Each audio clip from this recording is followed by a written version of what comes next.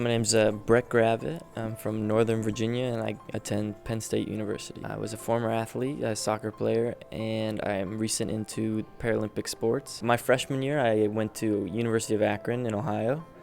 I spent my entire freshman year there, both semesters. I didn't like the school, so I ended up transferring. One of my high school teammates went to Penn State, so he called me up, told me about Penn State. I went on a visit.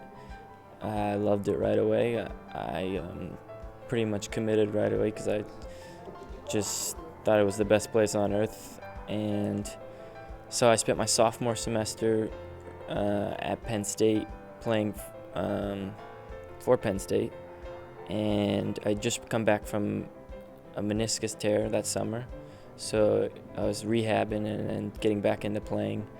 And then after that, my first semester at Penn State, that winter is when I got hurt. Rio's coming up this summer and still very new to the sport, so going to the trials and seeing all the best athletes from the U.S. and to compete against them will be a great learning experience to see what level you need to achieve to make a Paralympics. So realistically, my first Paralympics will probably be 2020 in Tokyo, but it'll be great to see the athletes at their peak going into the Summer Paralympics. I heard about a camp about triathlons, and I've always heard stuff about Ironman and all these cool places you can travel to doing triathlons, so I thought, why not just see what it's all about, learn all about what goes into being a para-triathlete. So learning a lot about the technicals into the chairs and transitions and just training and having fun. Today it's been real helpful, swimming, teaching technique.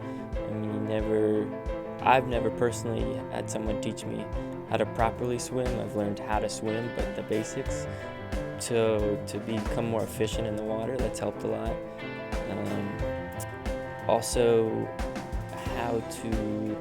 they just demonstrated how to coat your rims on your push rim, because those are going to fall off.